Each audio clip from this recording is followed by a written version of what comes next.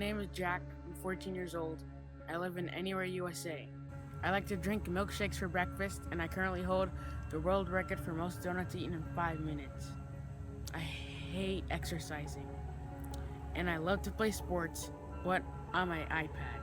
This is the best thing ever invented by mankind. Alright, so 14-year-old Jack came into the clinic. He's been experiencing hyperglycemia for the past couple months. He is overweight and was diagnosed with type 2 diabetes when he was 11 and falsely diagnosed with type 1 at age 10. He has been experiencing symptoms of hyperglycemia, including frequent urination, extreme thirst, and fatigue. He lives in the boondocks, so his parents are having to drive 3 hours to the ER and have been over the last several months because his sugars are so high.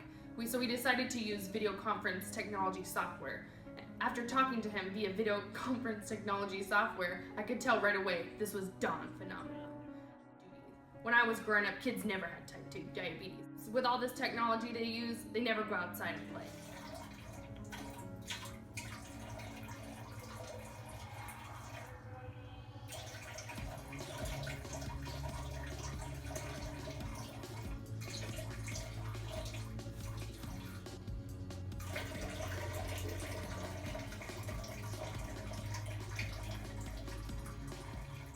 This very interesting patient came in. I was looking through his chart and he had hyperglycemia. So I saw that he was on 500 milligrams of metformin twice a day originally, and so his condition was not controlled at all. And we as a team decided to bump his regimen up to 850 milligrams once a day and add liraglutide 0.6 micrograms once a day and titrated that up to 1.8 micrograms.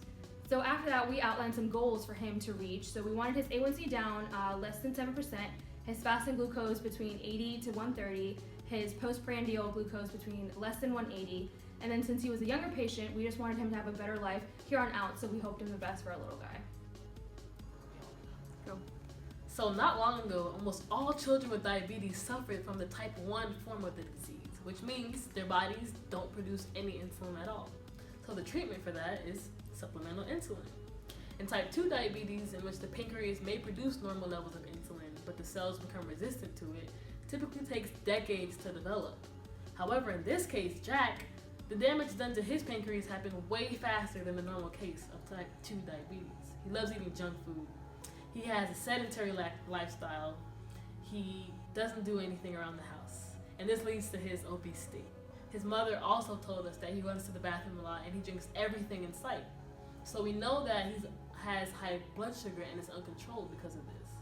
Now in type 2 diabetes, treatment consists of mostly oral agents to help make the cells more receptive to the insulin that he does make.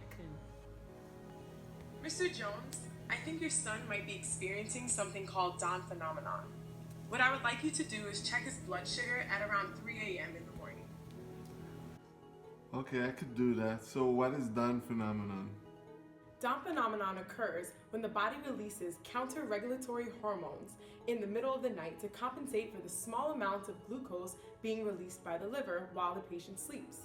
So type 2 diabetics lacks insulin already, therefore their body is not able to compensate for this extra glucose release. At 3 a.m., if his parents check his glucose levels, they will be able to see and diagnose that this is actually Dawn phenomenon. So when the patient's parents actually went to wake him up and test his blood sugar, they discovered that he was actually sleep eating, which is crazy to me because this is the first time I've ever heard of a case like this. But I'm really glad that we found out what was finally going on.